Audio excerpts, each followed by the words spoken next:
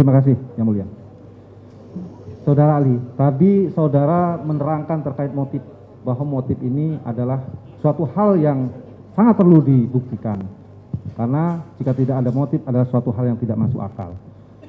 Menurut pendapat ahli, pembuktian motif ini apakah berhubungan dengan kaitannya terkait dengan untuk kepentingan dalam konteks kebijakan pemidanaan atau terkait dengan hubungannya dengan masalah terbukti tidak terbuktinya suatu unsur delik yang didakwakan? Itu bisa dua. Satu, bisa konteks terbuktian unsur dengan rencana terlebih dahulu, dan itu berimplikasi kepada apa? Kepada pemidanaan. Dalam putusan yang saya kaji, ada kasus di mana motifnya karena ingin membela kehormatan istri. Istrinya ternyata diperkosa, kemudian dia berpikir secara tenang. Jadi tidak gegabah, dia masih nunggu beberapa saat, kemudian dia masih mencari alat apa yang pas digunakan untuk menghilangkan korban, ya kan? Kemudian di pengadilan ternyata satu, itu menjadi salah satu faktor menyatakan bahwa terencana terbukti. Yang kedua, bisa jadi motif itu menunjuk kepada sikap kebatinan pelaku saat memutuskan situasi dalam tenang.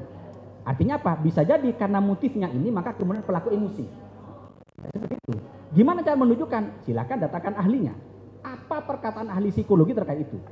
Itu yang pertama. Yang kedua, karena seperti itu motifnya, maka kemudian hakim dalam putusannya itu dijadikan sebagai faktor yang memperingan pidana. Itu ada putusannya 2011. Ya. Itu ada dua itu. Menjadi hal-hal yang memperingan pidana. Baik. Dalam suatu kasus, ya kan, ada juga kemungkinan bahwa seseorang pelaku itu tidak mau mengungkapkan motif karena sebagaimana pendapat ahli tadi, itu dapat memperberat atau memperingan sehingga dia menyembunyikan motif yang sebenarnya, ya kan? Nah, tetapi di dalam perencanaan, syarat-syarat perencanaannya sebagaimana telah saudara ahli jelaskan tadi, ada beberapa poin. Dia memutuskan kehendak dengan tenang, terus kemudian dia mengetahui akibat yang akan dilakukan, yang timbul dari yang akan dilakukan, dan seterusnya. Nah, jika kemudian dia menutupi motif tersebut, tetapi syarat-syarat perencanaan itu terpenuhi, bagaimana menurut pendapat ahli? Pertama, kalau misalnya pelakunya menutupi motif, kan bisa dicari alat bukti yang lain.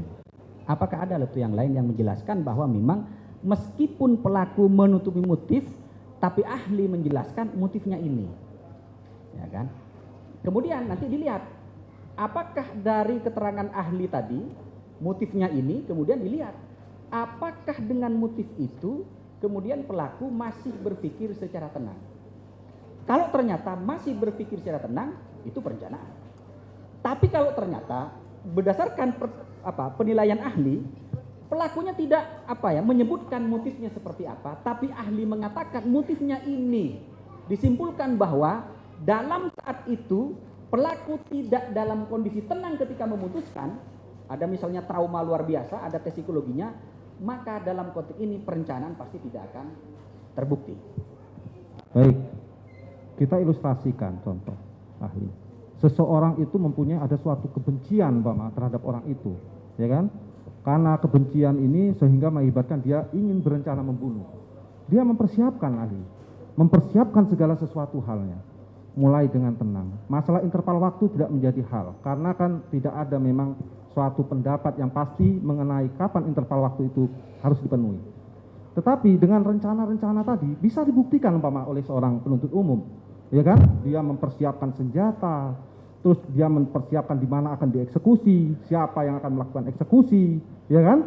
Terus kemudian dilaksanakan eksekusi dan dia kemudian tahu akibat yang akan dilakukan itu dengan kemudian membuat skenario-skenario, mempersiapkan apapun tindakan-tindakan yang agar perbuatan itu tidak diketahui. Nah, dengan demikian apakah menurut ahli tetap harus motif itu menjadi suatu hal yang digunakan pembuktian unsur, padahal dari alat bukti yang kita peroleh semua unsur-unsur bestandel delik dalam suatu delik patril pasal 340 itu sudah terpenuhi ahli? Tidak, kan saya menanyakan apakah pendapat ahli bagaimana? Ya, Silakan dijawab, biar nanti majelis yang akan menilai. Baik, majelis, mempersiapkan alat itu tidak identik dengan merencanakan.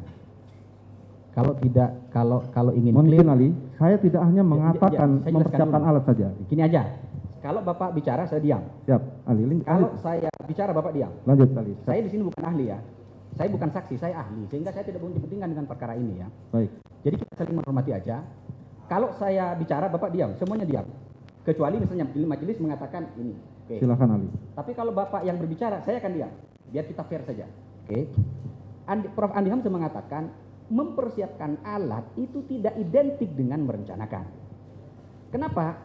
Karena bisa jadi orang itu mempersiapkan alat, tapi situasi batinnya tidak dalam situasi tenang. Maka merencanakan sesuatu pasti dalam konteks pasal 340 harus dalam kondisi kejiwaan yang tenang. Maka kalau misalnya bagaimana kalau motif tidak dibuktikan? Oke. Kalau itu diikuti, apakah ada alat bukti yang lain yang bisa menjelaskan bahwa memang kondisi pelaku baik saat memutuskan kehendak, ada jeda waktu, ada pelaksanaan, tenang enggak? Dan alat bukti itu harus confirm satu dengan yang lain. Kalau ada satu alat bukti yang dia confirm, berarti itu meragukan. Misalnya begini, saksi mengatakan, enggak Pak, itu dia biasa-biasa saja. Tapi ahli mengatakan berdasarkan psikologi, enggak, dia psikologinya dalam kondisi apa? Tidak tenang, ada trauma. Berarti ada alat bukti yang saling tidak confirm. Maka sulit disimpulkan bahwa terjadi perencanaan dalam konteks ini. Itulah kenapa kemudian perencanaan itu harus didukung oleh alat bukti yang memadai, baik saat memutuskan kehendak, ada jeda waktu, kemudian ada pelaksanaan. Baik ahli, yang saya tanyakan tadi adalah pada ahli, ini apabila ada kesempurnaan terkait dengan syarat-syarat yang saudara ahli sebutkan tadi, saya tidak hanya mengatakan membatasi pada alat, tapi semua, artinya syarat-syarat daripada unsur persanaan itu teman-teman, interval waktu, kehendak, dan timbul akibat yang dia ketahui. Nah, tapi kemudian ada kesulitan untuk membuktikan motif. Tapi semua unsur di dalam bestandel delik dan pasal 340 itu bisa dibuktikan, ya kan? Apakah ini kemudian menurut pendapat ahli tetap menjadi tidak bisa dibuktikan dalam perkara ini? Dalam putusan pengadilan itu ada dua majelis. Satu, ada yang mengatakan motif wajib dibuktikan karena itu berkaitan dengan keputusan kehendak dalam susunan. Meskipun seperti itu, ada beberapa putusan yang dalam perkara itu motifnya tidak jelas. Tidak jelas. Itulah kenapa kemudian karena tidak jelas, yang saya baca itu hakim tidak menyimpulkan adanya perencanaan. Kenapa? Yang dibuktikan adalah dia ternyata tidak dalam situasi tenang. Jadi di sini motif itu berkorelasi dengan ketenangan kejiwaan pelaku baik saat memutuskan, ada jeda maupun dalam pelaksanaan. Tetapi dalam perkara-perkara tertentu seharusnya, ini saya bicara tentang yang normatif, ya harus ada didatakan ahli yang bisa memastikan apa motif pelaku melakukan kejahatan. Yang kedua, apa alat bukti yang bisa menjelaskan bahwa kondisi kejiwaan pelaku adalah dalam situasi tenang. Jadi harus ada di situ. Dan harus saling confirm satu dengan yang lain. Itu aja dari saya. Jadi ketegasan ahli ya. Apakah kemudian dengan dia tidak menyembunyikan suatu motif ya? Apakah menurut pendapat ahli ini menjadi bagian juga bahwa tidak bisa membuktikan ketenangan tadi? Bisa saja ahli, ya kan? Dia sembunyikan motif. Tetapi kemudian dia melakukan itu dengan ada ketenangan gitu loh. Karena dia menyembunyikan motif agar ya tadi salah satu syarat bagaimana supaya ada memperingan hukuman gitu. Nah, atau dia membohongi motif yang diucapkan. Nah, itulah. Jadi ketenangan dengan motif ya kan, apa korelasi yang harus diinikan ahli? Bisa dijelaskan yang dimaksud membohongi motif seperti apa? Umpama dia mengungkapkan motif yang tidak sebenarnya, ya kan? Dia mengungkapkan motif yang tidak sebenarnya. Karena kalau dia ungkapkan motif yang sebenarnya, yang ini justru mulia, akan memperberat. Bagaimana menurut pendapat sudah ahli? dijelaskan. Tadi bukan hanya terdakwa, lewat alat bukti yang lain motif itu diungkapkan. Tadi Ya, sudah ini kan dijelaskan. saya tidak oleh bercerita fakta, Mas saya hanya bicara tentang bagaimana suatu kondisi-kondisi tertentu dalam konteks teori. Itu yang. Biarkan saksi biarkan ahli menjawab, nanti majelis yang menilai. Baik. Seharusnya ini didatangkan ahli psikologinya. Harusnya gitu. Jadi karena begini loh. Saya kasih ilustrasi begini. Ada pelaku itu dia memiliki hubungan yang sangat unik dengan orang tertentu, misalnya istri saya. Ini majelis ini unik, makanya ini perlu dikonfirm ke ahli psikologinya. Saya misalnya begini, tidak mungkin istri saya akan mengatakan misalnya saya diperkosa. Saya nggak mungkin majelis. Ini unik. Kenapa unik? Karena itu individu berbeda-beda. Ya kan? Tidak mungkin. Kenapa? Karena saya percaya 1000% kepada istri saya misalnya. Maka misalnya gini, kenapa Bapak tidak rasional, harus menimbang? Ini konteksnya sangat spesifik. Oleh karena itu maka perlu ada ahli lain yang bisa menjelaskan itu. Siapa yang menjelaskan? Ahli yang berkompeten. Saya tidak bisa menjelaskan pertanyaan Bapak karena itu terkait dengan jiwaan. Nanti saya bisa sesat saya. Jadi tinggal ini aja Pak, biar clear. Apakah ada ahli psikologinya? Saya mohon maaf majelis, saya belum pernah lihat live sidang ini. Saya belum pernah majelis. Saya belum pernah.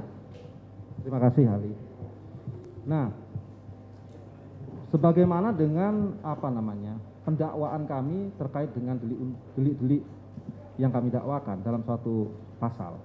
Dalam hal ini adalah delik material pasal 340. Nah, apakah dalam pembuktian suatu motif itu diperlukan juga adanya alat-alat bukti berkesesuaian dengan pasal 183 dan 84 KUHP tadi?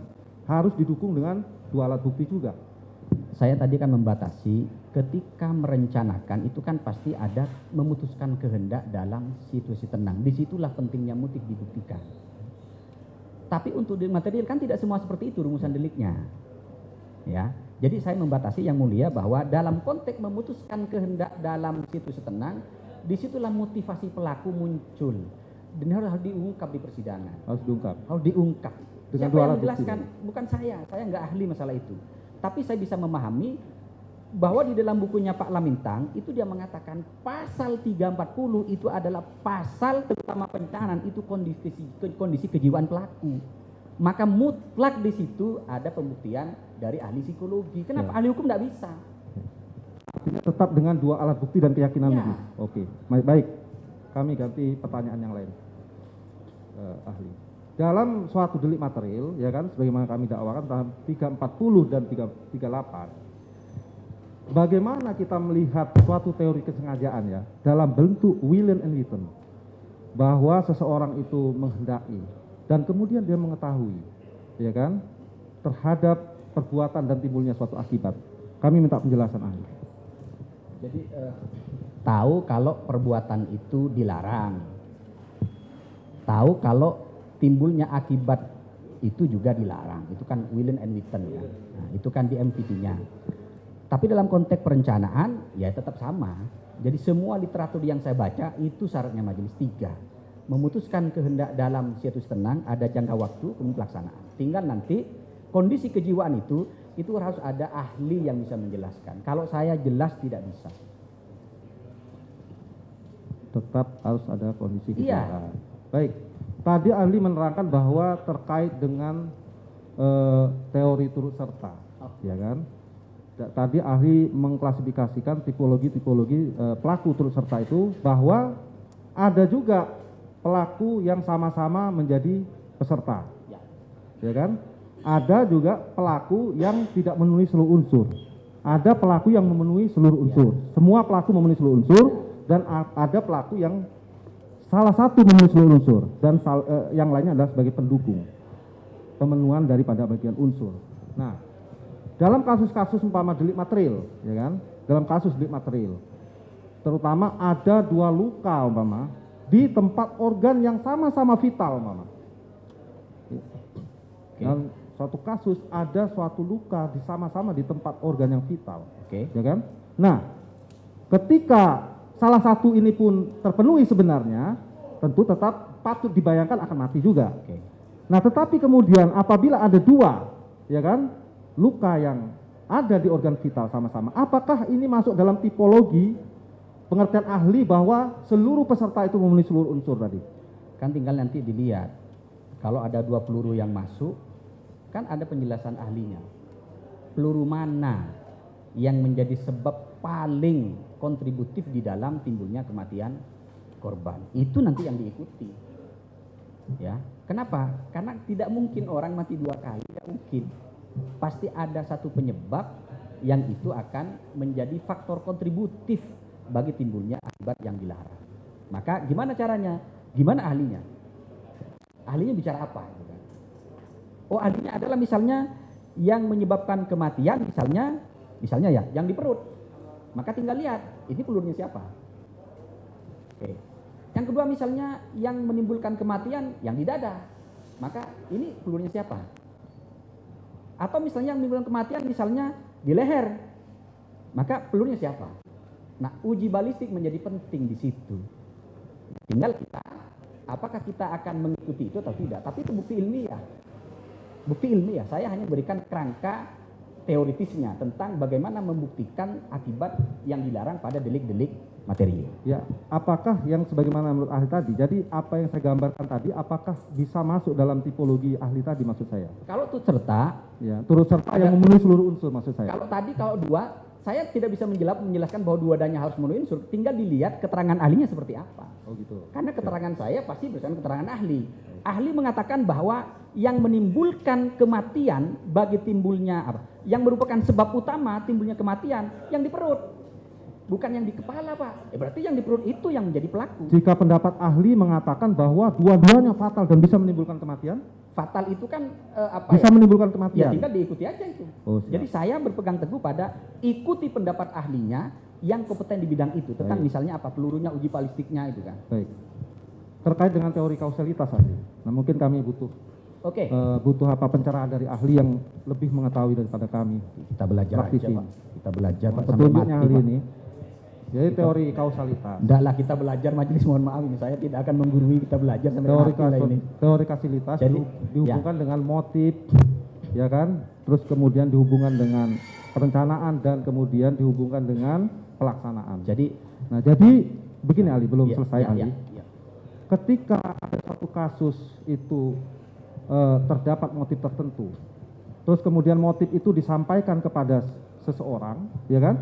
Terus orang yang menyampaikan motif ini juga menjadi orang yang punya kepentingan terhadap suatu perbuatan yang akan dilakukan ke depan. Dan kemudian direspon oleh orang yang diberitahu, ya kan? Dan sama-sama lah kemudian dari orang-orang yang ada di dalam lingkungan itu mempersiapkan segala hal, ya kan? Dan kemudian dari segala persiapan ini yang kemudian memungkinkan terlaksananya perbuatan itu dengan lancar. Nah, apakah dilihat dari teori kausalitas, umpama teori yang nanti adekuati teori umpama, bahwa semua syarat adalah sebab timbulnya akibat. Apakah semua ini bisa menjadi sebab-sebabnya, ahli? Saya mengatakan bahwa teori kondisio itu tidak boleh digunakan lagi karena dia akan menimbulkan ketidakadilan. Di mana letak tidak adilnya? Semua perbuatan yang sekedar menjadi syarat itu disamakan dengan perbuatan yang sudah menjadi sebab.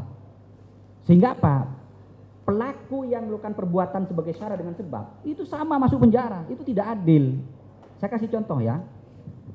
Dalam kasus Habib Rizik itu kan, itu kan timbulnya kenaikan COVID itu dalam putusan hakim, dalam jaksanya juga. Itu karena ada kenaikan tingkat orang yang mengalami positif. Tapi itu di daerah DKI Jakarta, bukan di lokasi kejahatan. Nah ya kan, itu kan menjadi apa? Itu menjadi tidak clear. Harusnya apa? Harus ada hubungan kausal.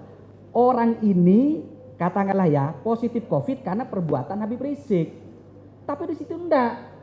Ya, ahlinya mengatakan kami tidak punya data yang di Petamburan, kami punya data di DKI. Walaupun kami menjelaskan, ya ini tidak bisa confirm bahwa naiknya tingkat COVID di Petamburan karena perbuatan Habib Rizik. Itu yang saya katakan bahwa kemudian hakim menggunakan teori kondisio.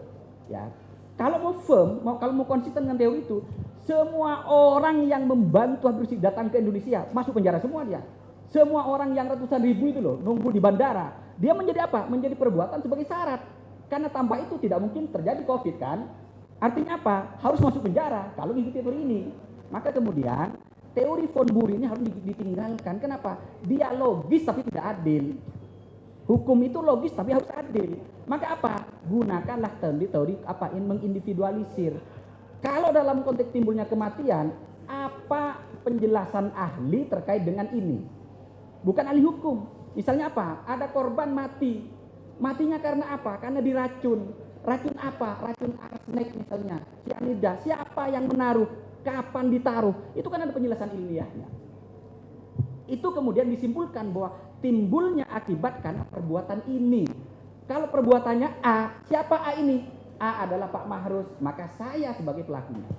Jadi motif itu konteksnya adalah niat dan sengaja, Pak. Bukan kausalitas. Orang itu ketika dia motif pasti berniat. Setelah punya niat baru dia sengaja. Prof. Mulyatno mengatakan niat itu tidak sama dengan sengaja. Kenapa? Karena sejahat apapun niat tidak boleh dilarang. Karena masih di sini. Niat itu baru bisa menjadi sengaja ketika diwujudkan dalam bentuk perbuatan yang dilarang. Apa? Ditusuk. Apa? Ditembak. Apa? Diracun. Itu indikatornya. Baik.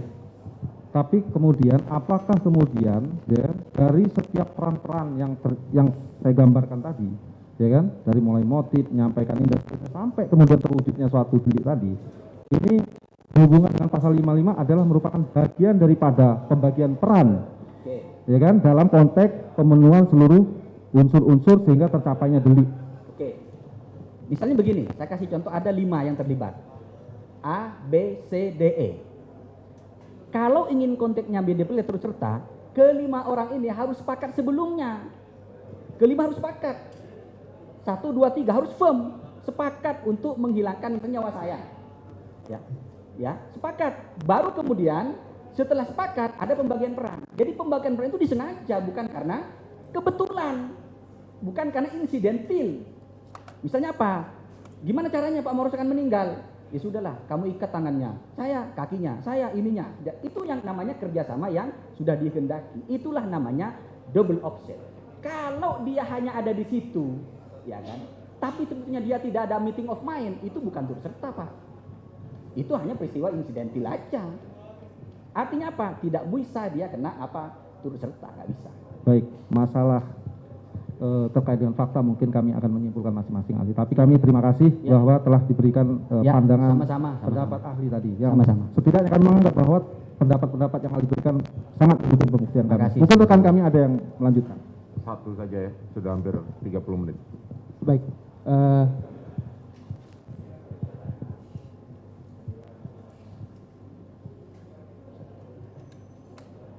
Satu aja Pak, kata majelisnya Pak. Siap. Jangan 1A, 1B Pak. Ini ada berhubungan yang majelis. 2 pertanyaan tapi sangat singkat. Oke, silakan. Pertanyaan pertama, kedudukan asas hukum pidana dan postulat dalam sumber hukum pidana itu kedudukannya di mana? Ini asas itu dia valid. Jadi gini, norma itu valid kalau ada asas Pak. Iya. Ya, validitas norma bergantung pada asas. Baik. Tapi ada asas yang dirumuskan dalam norma, tapi ada yang tidak. Apa yang norma? Ya asas legalitas. Nah ini yang disalahpahami kita. Itulah kenapa kemudian di RUKUHP sekarang hampir semua asas dimasukkan. Kenapa? Karena penegak hukum mengatakan kalau tidak dicantumkan tidak diikuti. Padahal norma itu berlaku karena ada asasnya. Baik, ketika ada pertentangan antara norma dan asas, mana yang lebih diikuti? Ya asas. Satu lagi terakhir, mohon izin saya dapati ini asas dari tadi Bapak menyinggung tentang Lamintang dan juga EDOS Hiarich. Ya. Saya mohon pendapat Bapak. Pertama, qua non obstat quo obster potes facere videtur. Seseorang dikatakan berbuat ketika ia tidak mencegah apa yang dia bisa cegah. Itu yang pertama. Dan yang kedua, idem est facere et non prohibere cum posit et qua non prohibet cum prohibere posit in culpa est. Memperbuat dan menolak untuk mencegah dilakukannya perbuatan merupakan hal yang sama, dan siapapun yang tidak mencegah walaupun ia memiliki kesempatan untuk mencegah maka ia patut dipersalahkan. Saya tidak menanyakan asas ini salah apa tidak, pendapat ahli. Itu bahasa apa Pak? Latin. Bahasa Latin. Tapi kan saya maknai dalam bahasa Indonesia. Menurut ahli. Jadi begini, kalau kita membaca kewajiban tadi, itu kalau deliknya delik omisi, tadi tetap orang itu baru dikatakan melakukan kejahatan karena tidak mencegah ketika dia punya kewajiban hukum, bukan kewajiban moral. Itulah kenapa delik omisi itu bersifat limitatif dan dirumuskan di dalam pasal. Terus bagaimana jika seorang penegak... Bapak ini bukan satu pertanyaannya. Agak berhubungan. Ketika penegak hukum kan memiliki kewajiban untuk menegakkan hukum dan menciptakan ketertiban di dalam masyarakat. Dia mempunyai kewajiban untuk menegakkan dan menciptakan ketertiban itu, tapi dia tidak melaksanakan kesempatan untuk mencegah atau menegakkan ketertiban tersebut. Itu bagaimana Ya, pendapat tinggal Anda? lihat normanya, apakah ada kewajiban hukum bagi dia. Kalau ada, wajib. Kalau enggak, ya enggak, itu kewajiban moral. Baik, cukup yang mulia. Cukup ya. Baik.